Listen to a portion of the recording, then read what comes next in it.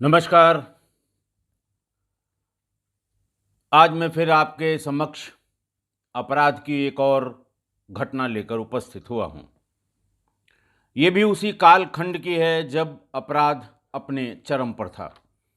Police के पास संसाधन नहीं थे और जो मॉडर्न गैजेट्स हैं, ये बिल्कुल आसपास भी कहीं नहीं थे। पुलिसिंग कितनी कठिन थी, आपको मैं पिछले 4-5 एपिसोड्स में बता चुका हूँ। बार बार ये रिक्वेस्ट हो रही थी कि हत्या के अतिरिक्त भी और कुछ जो क्राइम की घटनाएं हैं वो भी उनका भी जिक्र किया जाए। आज मैं हत्या से इतर ऐसी ही एक घटना का जिक्र करूंगा। उस जमाने में बैंक डकैतियां बहुत पड़ती थीं। मैं उस जमाने को जब रेफर कर रहा हूं तो ये 95 से 2000 या 2005 तक की बात कर रहा हूं। 96 की कुछ घटनाओं का मैंने आपके सामने उसका उल्लेख किया था। 16 मई 1996 को मेरठ जिले में बैंक ऑफ महाराष्ट्र में एक बैंक डकैती पड़ी।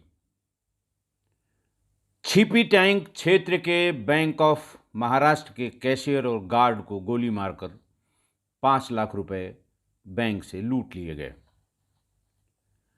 दूसरी घटना उसी दिन यानी 16 मई को हुई, पंजाब नेशनल बैंक पिपराइच शाखा जनपद गोरखपुर। इसमें भी डकैतों ने बैंक के भीतर घुसकर करीब 8 लाख रुपए की बैंक डकैती की थी। आप अंदाज लगाएं कि 1996 में 8 लाख या 10 लाख की बैंक डकैती का क्या मतलब हुआ करता था। ये दो घटनाएं एक दिन में प्रदेश की दो बड़े जिलों में बैंक डकैती से संबंधित थी। तीसरी बैंक डकैती जिसका मैं आज जिक्र करना चाहता हूं वो लखनऊ के पड़ोसी जनपद सुल्तानपुर में हुई थी। तारीख थी 13 सितंबर 1996। बैंक था bank of Baroda. Lucknow Sultanpur main road पर जगदीशपुर में जो बड़ा भारी इंडस्ट्रियल इस्टेट है, इंडस्ट्रियल एरिया है, जहाँ पर चूँकि ये सुल्तानपुर, अमेठी, रायबरेली का ये क्षेत्र पड़ता है, वहाँ पर लंबे समय से जो राजनीतिक परिवार है उसने बहुत ढेर सारी बड़ी फैक्ट्रीज़ की स्थापना की थी, इसीलिए उसको इंडस्ट्रियल इस्टेट कहते हैं। उसी इंडस्ट्रियल इस्टेट में भेल फैक्ट्री के ठीक सामने बैंक ऑफ बड़ौदा की एक ब्रांच है। इंडस्ट्रियल एरिया की ब्रांच है तो आप समझ सकते हैं वहाँ पर ट्रांजैक्शन कितना होता होगा। 13 सितंबर को दिन में लगभग 2:20 पर बैंक के कामकाज बंद होने का समय था, चैनल थोड़ी देर में बंद होने वाला था, तभी 4 लोग सामान्य ग्राहक की तरह बैंक के भीतर दाखिल हुए। एक उनमें चैनल गेट पर ही खड़ा हो गया, दूसरा बैंक के जो शाखा प्रबंधक थे यानी ब्रांच मैनेजर थे उस ब्रांच के, श्री टी.एन. कुमार, वो अपने कक्ष में बैठे हुए थे, दूसरा सीधे उनके कक्ष में दाखिल हो गया। वहाँ पर बैंक प्रबंधक, बैंक शाखा प्रबंधक यानी ब्रांच मैनेजर श्री कुमार के अतिरिक्त 3 और कस्टमर बैठे हुए थे जो अपने किसी काम से, बैंकिंग के काम से अपनी समस्या का समाधान कराने आए थे। घुसते ही उसने अपने टेंट से रिवॉल्वर निकाल ली। तीनों लोगों को धमकाते हुए कहा कि जमीन पर, फर्श पर बैठ जाइए, सिर नीचे कर लीजिए। श्री टी.एन. कुमार इसके पहले कुछ समझ पाते, वो आदमी मेज से घूमकर ठीक उनके पास पहुंच गया, हाथ में रिवॉल्वर थी। उनकी कनपटी पे रिवॉल्वर लगा के कहा कि खजाने की चाबी कहां है। श्री कुमार खजाने से समझ नहीं पाए, फिर उनको अचानक ध्यान आया, क्योंकि वो इतना ये सब देख के इतना घबरा गए, तो उन्होंने कहा मैं समझा नहीं। उन्होंने कहा सब समझ जाओगे, जहां पैसा रखा जाता है वहां की चाबी कहां है। वो समझ गए कि ये शायद उसकी बात कर रहा है, स्ट्रांग रूम की। टी.एन. कुमार ने कहा कि स्ट्रांग रूम की चाबी मेरे पास नहीं है।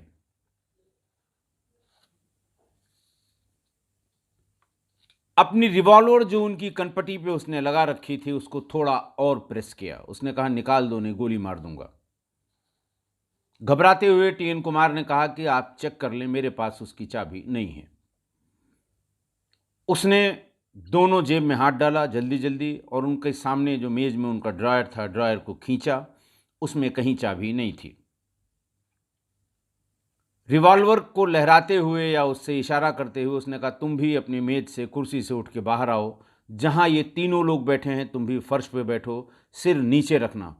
जिस किसी ने सिर उठाया उसे गोली मार दूंगा।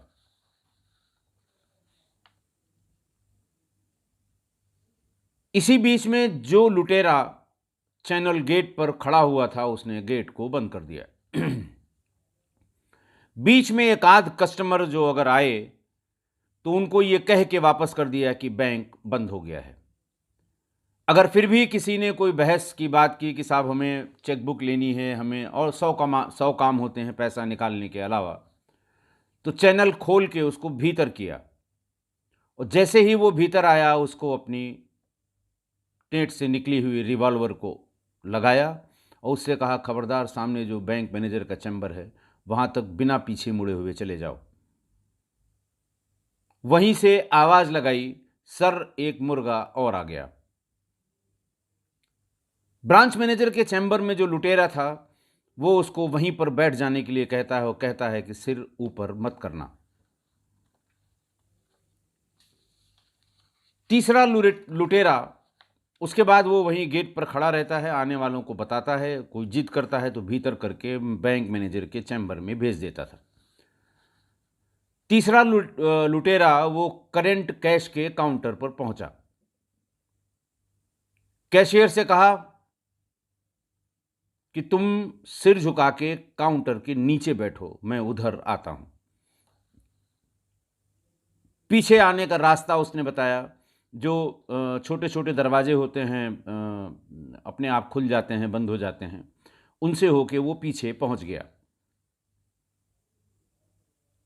कैश काउंटर पर जो ड्रायर में जितना पैसा था उसने एक झोला निकालकर उसमें पैसा भरना शुरू किया।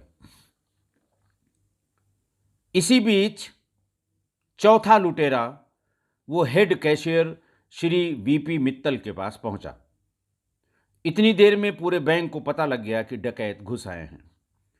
वीपी मित्तल भी बिल्कुल किंग कर्तव्य मूढ़ अपने कमरे पर, अपनी कुर्सी में, अपने चैम्बर में बैठे हुए थे।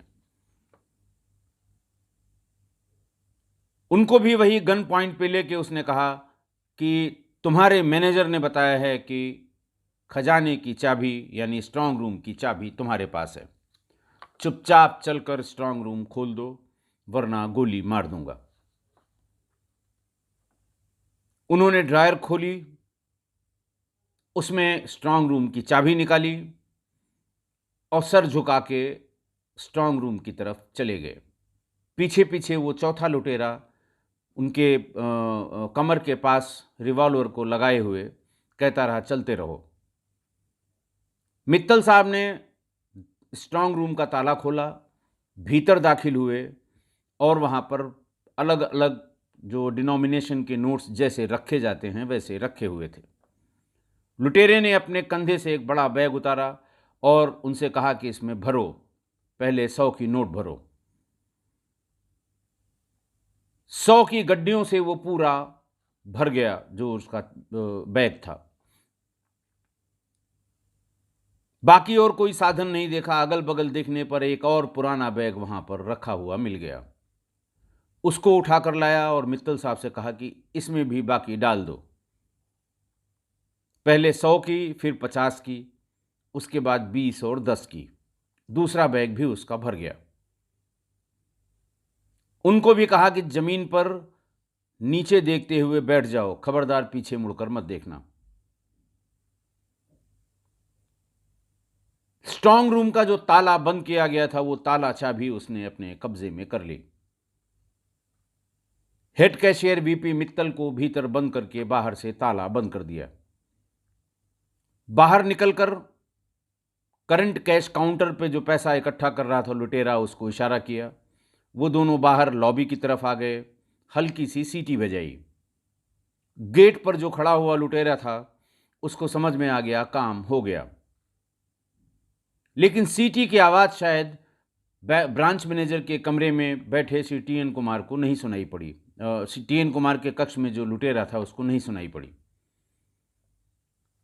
उन तीनों में से एक भाग के गया, हल्के से दरवाजे को पुश करके कहा, सर चलिए, काम हो गया।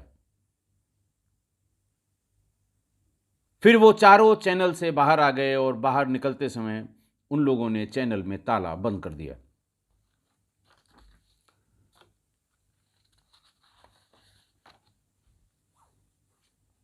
जाते जाते वहां इस बीच में जो करंट कैश काउंटर से पैसा इकट्ठा कर रहा था, उसने ये ध्यान दिया कि 3-4 ग्राहक अलग अलग जगहों पे दुब के पड़े हैं।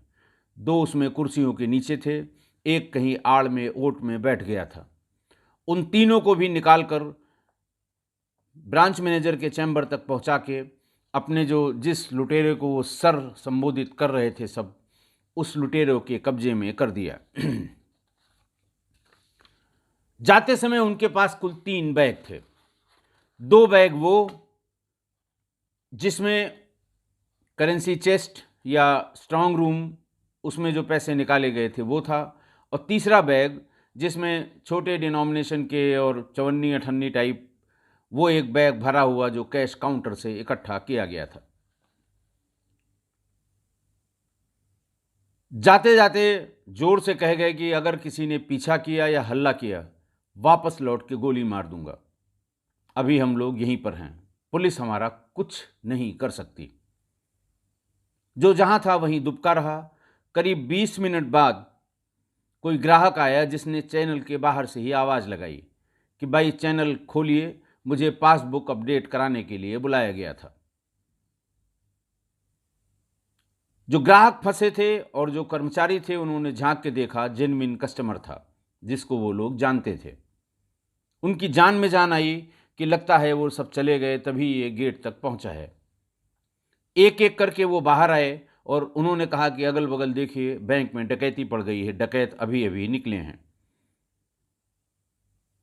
उस कस्टमर को भी अंदाज लग गया कि बैंक लूट चुका है, डकैती डाली जा चुकी है। उसने फौरन वहां हल्ला करके 4-6-10 लोगों को इकट्ठा किया और वहां से 500 मीटर की दूरी पर इंडस्ट्रियल एरिया की चौकी थी, वहां भाग के ये लोग गए। वहां जो भी पुलिस वाले थे उनको साथ लेके आए, बाहर का ताला तोड़ा गया, भीतर गए, सबको माजरा समझ में आ गया कि बैंक डकैती पड़ चुकी है। 1 घंटे के भीतर जिले के सारे बड़े अधिकारी वहां मौजूद मिले। वही फिंगरप्रिंट वालों के लिए डॉग स्क्वाड का मुझे आइडिया नहीं कि उस समय कोई डॉग स्क्वाड सुल्तानपुर में था भी कि नहीं था, क्योंकि सुल्तानपुर का जो डॉग स्क्वाड है वो संभवतः रेंज के हेडक्वार्टर फैज़ाबाद से आता होगा, जो सिस्टम उस समय था। अगर उसका फैज़ाबाद में डॉग स्क्वाड रहा होगा तो ज़रूर आया होगा, लेकिन उसके आने में 2 घंटे 3 घंटे लग गए होंगे। हर ज़िले में डॉग स्क्वाड या डॉग के कैनल्स पहले नहीं हुआ करते थे। खैर, सब जगह हल्ला हुआ, वायरलेस पे तुरंत ताबड़तोड़ सूचनाएं दी गईं, सभी एग्ज़िट के रास्ते जो सड़कें हैं उनको बंद किया जाए, बैरियर लगाया जाए, चेकिंग की जाए, क्योंकि कोई ये भी बताने वाला नहीं था कि लूटने के बाद ये बैंक लुटेरे किस वाहन से गए हैं। केवल ग्राहकों ने और बैंक के अधिकारी कर्मचारियों ने जो हुलिया बताया और जो कपड़े बताए, उस रंग, उस रूप, उस हाइट और उस कपड़े वाले लोगों को तलाश करने के लिए कहा गया। घटना के आधे घंटे बाद लोगों को पता लगा कि डकैती हुई। 10 मिनट बाद पुलिस आई। पुलिस ने कंट्रोल रूम को बताया, कंट्रोल रूम में सूचना की कि चेकिंग की जाए। 15-20 मिनट में चेकिंग करने वाले पुलिसकर्मी अपने पॉइंट पर पहुंचे होंगे, यानी कुल 1 घंटे से ज़्यादा लग गया चेकिंग शुरू होने में। और 1 घंटे का टाइम इतना पर्याप्त था कि लुटेरे अगर किसी वाहन से होंगे तो वो कम से कम 2 जिला क्रॉस करके आगे निकल गए होंगे। इसलिए इस चेकिंग में न तो कुछ मिलना था और न कुछ मिला। एफआईआर हुई, विवेचना हुई और बहुत ज़्यादा दबाव पड़ा होगा तो 2-4 चंगू मंगू टाइप के जुआरी पुलिस ने बंद कर दिए होंगे, किसी के पास 5,000 और किसी के पास 10,000 डकैती का माल बरामद करके और इसकी फाइल क्लोज कर दी गई होगी। जो उस समय ट्रेंड था, मैं उस ट्रेंड की बात कर रहा हूँ।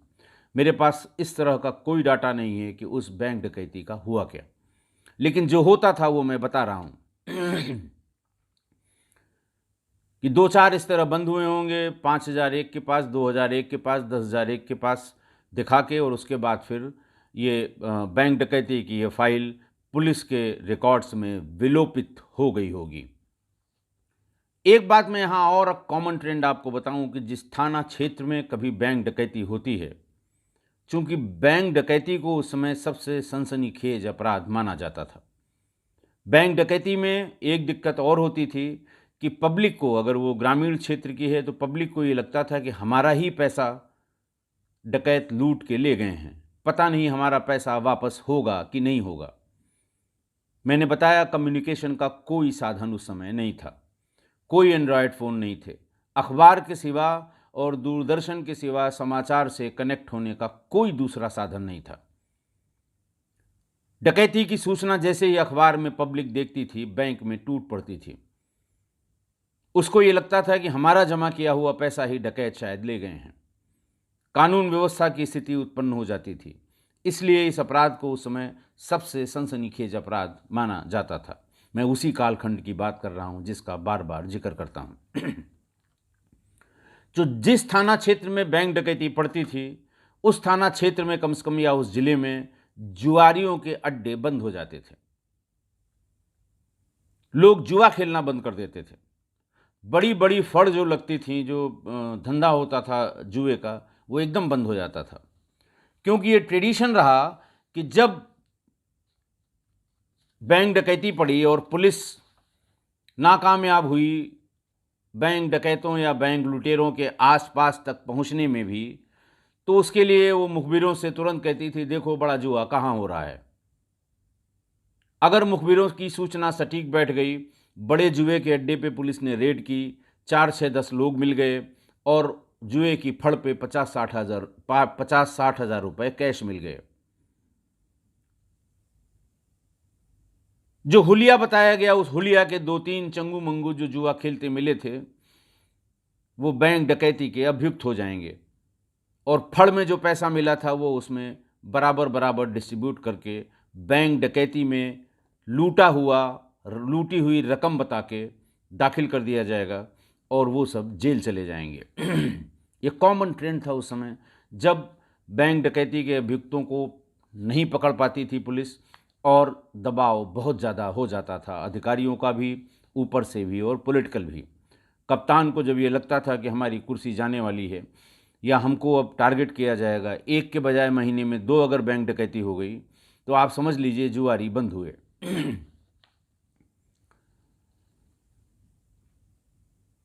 वो आदमी चिल्लाता रहेगा कि साहब मैं जुए में पकड़ा गया हूं, मेरा बैंक के लूट से या बैंक की डकैती से कोई संबंध नहीं है। पुलिस फौरन कहेगी झूठ बोल रहा है और पब्लिक कहेगी कि सच हो सकता है, जुआरी है, जुए में सब हार गए, बैंक डकैती में पैसा लूटा और फिर से जुआ खेलने बैठ गए। ये कन्फ्यूज़न क्रिएट करके जो दबाव पुलिस पर होता था वो कम कर दिया जाता था। लगभग ये ट्रेंड पूरे प्रदेश में था और उस समय प्रदेश में बैंक डकैतियों की भरमार हो गई थी। मैं बता रहा हूँ कि कोई महीना ऐसा नहीं जाता था जब लखनऊ, जहाँ मेरी तैनाती थी, और उसके आसपास के ज़िलों में हरदोई, सीतापुर, लखीमपुर खीरी, इवन कानपुर, इन सब में महीने में 1-2 बैंक डकैतियाँ जरूर पड़ जाती थी। आज की घटना। आज मैंने 3 बैंक डकैतियों की घटनाओं का जिक्र किया और जगदीशपुर जो सुल्तानपुर ज़िले में है उसकी घटना का डिटेल भी आपको बताया। मोडस ऑपरेंडी जो मैंने आपको बताई, कमोबेश वही मोडस ऑपरेंडी लगभग सभी बैंक डकैतियों में या बैंक रॉबरी में हुई है। 4 या 5 और मैक्सिमम 6 बैंक लुटेरे बैंकों पे धावा बोल के, चैनल गेट को बंद करके, लोगों को किसी एक कमरे में बंद करके, कहीं कहीं तो वे स्ट्रांग रूम में ही ग्राहकों को बंद कर देते थे, पैसा लेके चुपचाप वहाँ से निकल जाते थे। मेरे पास एक कटिंग और भी मिली अभी, जब मैं उस ज़माने की या उस पीरियड की, जब मैं लखनऊ में तैनात था, जिसमें एक दिन में प्रदेश में 5 बैंक डकैतियों का जिक्र है। बैंक डकैतियों का जिक्र किसी एपिसोड में करूंगा, तो मैं उस दिन का भी जिक्र करूंगा और कहाँ कहाँ ये डकैतियाँ पड़ी थीं इसका भी जिक्र करूंगा। 5 डकैतियाँ बैंक की एक दिन में, वर्ष 1996-97 की बात है। क्राइम अपने चरम पे था। मुख्य कारण उसका यह था कि बैंकों में सुरक्षा के उपाय नहीं थे, संसाधन नहीं थे। पुलिस के पास न तो तेज गति के वाहन थे, न पुलिस के पास कोई मॉडर्न इक्विपमेंट या गजेट थे। राइफलें भी उस समय 303 की ही थी पुलिस के पास। रिवॉल्वर और pistol arms Indian arms factory वाले ही थे। इसके अलावा कोई फायर पावर भी पुलिस के पास बहुत ज़्यादा नहीं थी। तो एक तो बैंकों के सुरक्षा उपाय नगण्य, दूसरा पुलिस में संसाधनों का टोटा, और तीसरा राजनीतिक इच्छा शक्ति बहुत ही लचर और कमज़ोर हुआ करती थी उस समय। आप इसका अंदाज़ा इससे लगाएं कि जगदीशपुर के जिस बैंक में ये डकैती पड़ी थी उसमें कोई आर्म्ड गार्ड नहीं था, सशस्त्र गार्ड कोई नहीं था। छिपी टैंक मेरठ वाली डकैती में तो आर्म गार्ड था जिसको गोली मार दी गई और उसकी मृत्यु हो गई, लेकिन यहाँ कोई आर्म गार्ड नहीं था। इंडस्ट्रियल एरिया का बैंक था, पैसे की आवक और पैसे का डिस्ट्रीब्यूशन बहुत बड़ी मात्रा में हुआ करता था, लेकिन कोई आर्म गार्ड नहीं था। कोई सीसीटीवी बैंक में नहीं था। आज की तारीख में 90 से 95% बैंक, शहरों में तो 100%, और पास के कस्बों में या देहातों में भी काफ़ी बड़ी संख्या में सीसीटीवी, चाहे कम ही लगे हों लेकिन लगे जरूर होंगे। 2010 के बाद की बैंक डकैतियों की सीसीटीवी फुटेज आपको गूगल पे मिल जाएगी, बहुत ढेर सारी। इस बैंक में जगदीशपुर के कोई अलार्म सिस्टम नहीं था। अलार्म सिस्टम जनरली छिपा के या चोरी से बैंक मैनेजर या कैशियर के पास एक स्विच लगा दिया जाता है कि अगर उसको ज़रा सा खतरा दिखाई पड़े तो वो उसको दबा देगा। और वो बैंक अलार्म इस तरह का होता है क्योंकि साल में कम से कम 2 बार उसका डेमो भी करते हैं लोग, पुलिस को सूचना देके कि साहब आज हम अलार्म को बजा के चेक करेंगे।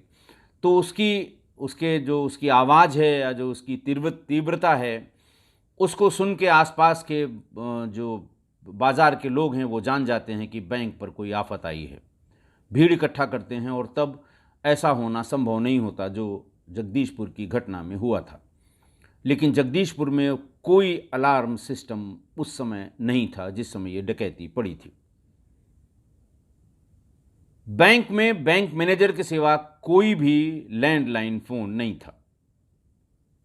जो लुटेरा बैंक मैनेजर के कमरे में सबसे पहले घुसा था उसने पहला काम यही किया था कि लैंडलाइन फ़ोन का तार खींचकर उसे तोड़ दिया था, निकाल दिया था।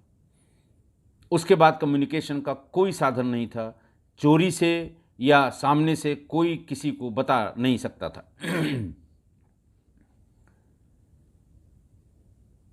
आप जानते हैं उस समय कोई मोबाइल फ़ोन होने का सवाल ही नहीं था। वर्ष 96 की बात है। प्रदेश में 98 के बाद मोबाइल फ़ोन आए थे। जब ये घटनाएं बहुत ज़्यादा हो गई तो शहरों में सीसीटीवी लगने लगे, बड़े बैंकों में, खासकर बैंकों के बड़े जहां सबसे ज़्यादा कलेक्शन होता था वहां सीसीटीवी लगाए जाने लगे। सिक्योरिटी अलार्म भी वहां लगाए जाने लगे। जब एक आध केसेस में सिक्योरिटी अलार्म बज गया और इनको भागना पड़ा बैंक के लुटेरों को, तो उन्होंने कंसंट्रेट किया देहात के और कस्बों के बैंक पर जहां पर सिक्योरिटी सिस्टम नहीं था। और ग्रामीण में, जैसे पिपराइच की घटना मैंने आपको गोरखपुर की बताई, वो देहात का क्षेत्र है। जगदीशपुर भी सुल्तानपुर के देहात का क्षेत्र है। लेकिन छिपी टैंक मेरठ का वो घोर शहर में और बीच शहर का इलाका था। ज़्यादातर केसेस में बैंक डकैती में अगर वो चाबी नहीं मिलती उनको या चाबी नहीं देते लोग स्ट्रांग रूम की, तो कैश काउंटर का पैसा ही उनके लिए पर्याप्त होता था।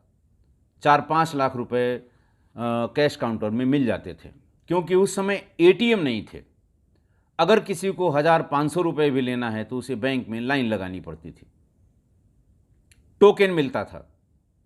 इसलिए जो करंट काउंटर पे जो कैश रखते थे वो बड़ी संख्या में लोग रखते थे। उन्हें अंदाज़ था कि एक दिन में वो 1 लाख रुपए उन्हें देने पड़ते हैं या 2 कर देने पड़ते हैं या 3 देने पड़ते हैं। अगर सवेरे सवेरे कोई डिपॉजिट करने आ गया 5 लाख रुपए, तो उसको करंट काउंटर पे ही रखते हैं कि दिन भर में उन्हें देना भी है। एटीएम ना होने की वजह से छोटे मोटे अमाउंट के निकालने वालों की भीड़ भी बहुत ज़्यादा होती थी और इसीलिए कैश काउंटर पे काफ़ी पैसा मौजूद रहता था। आज की तारीख में जो पैसा निकालने की प्रवृत्ति बैंक में जाके है वो ऑलमोस्ट ख़त्म हो गई है। लोग एटीएम पर लाइन लगाते हैं पैसा निकालने के लिए। बैंकों में अब सिर्फ फुटकर व्यापारी जो दिन भर का जो पैसा अपने पास दुकान पे या घर पे नहीं रखना चाहते, मुंशी या मुनीम के जरिए वो बैंक में जमा करते हैं। तो बैंक में अब जमा करने वालों की तादाद निकालने वालों की तादाद से बहुत ज़्यादा हो गई है, उनका रेशियो बहुत बढ़ गया है। ज़्यादा पैसा आता है उसको काउंटर पर रखने की ज़रूरत नहीं होती, क्योंकि उनको पता है कि काउंटर से डिसबर्स करने के लिए या पैसा देने के लिए कम पैसे की आवश्यकता है। तो कैश जैसे ही आया उसको स्ट्रांग रूम में रख दिया जाता है। सिक्योरिटी की व्यवस्था भी अब बहुत चाक चौबंद हो गई है।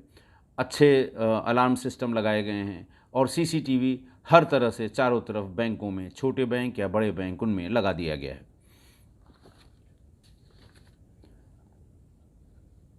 एटीएम न होने की वजह से ही बैंकों की भीड़ और कैश काउंटर पर ज़्यादा पैसा होना उस समय बैंकों में डकैती का मुख्य कारण था।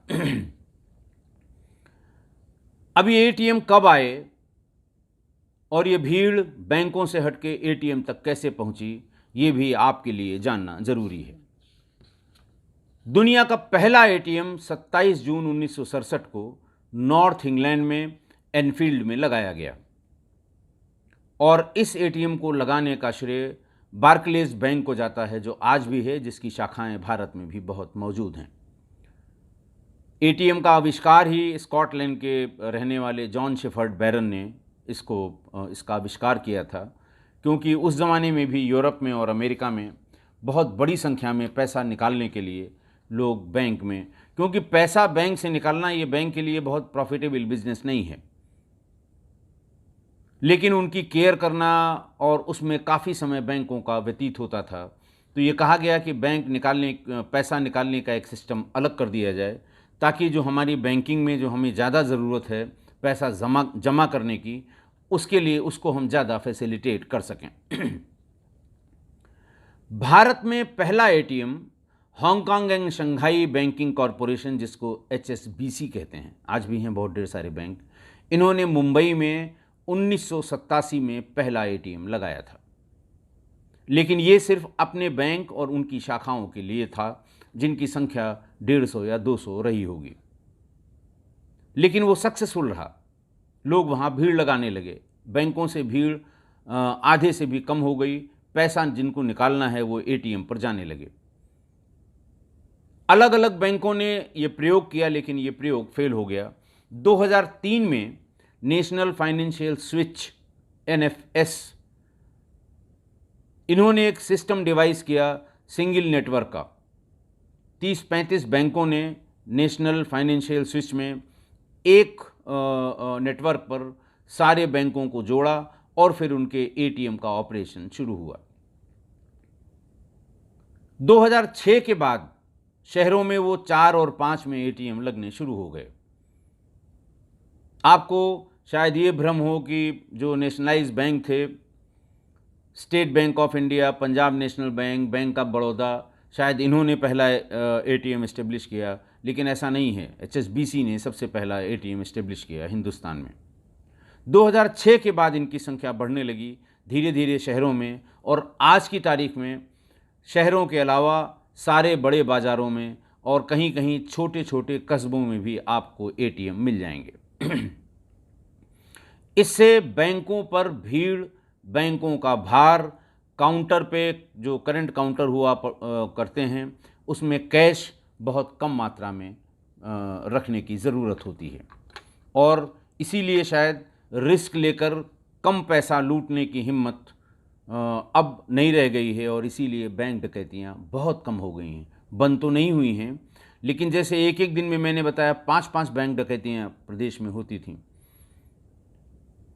3 बैंक डकैतियों का आज ही मैंने जिक्र किया, ये अब बहुत कम हो गई हैं, क्योंकि उसमें एटीएम का बहुत बड़ा योगदान भी रहा है। आज एक मैसेज मुझे डॉक्टर वीरेंद्र प्रताप यादव का मिला। श्री यादव असिस्टेंट प्रोफेसर हैं डिपार्टमेंट ऑफ एंथ्रोपोलॉजी में, महात्मा गांधी अंतर्राष्ट्रीय हिंदी विश्वविद्यालय, वर्धा, महाराष्ट्र में। इन्होंने ये लिखा कि मैं पिछले 4-5 महीने से किस्सा गोई के हर अंक को सुन रहा हूं, और उन्होंने एक बात और लिखी कि हम सब के आदरणीय एक आईपीएस अधिकारी हैं श्री विभूति नारायण राय, बहुत ही साहित्यिक आदमी हैं और साहित्य के क्षेत्र में उनका बड़ा योगदान है। वो वाइस चांसलर भी रहे यूनिवर्सिटीज़ के। उनकी 2 उपन्यास बहुत प्रसिद्ध हैं जो ज़मीनी हकीकत के बारे में लिखी गई हैं, एक शहर में कर्फ्यू और दूसरा हाशिमपुरा।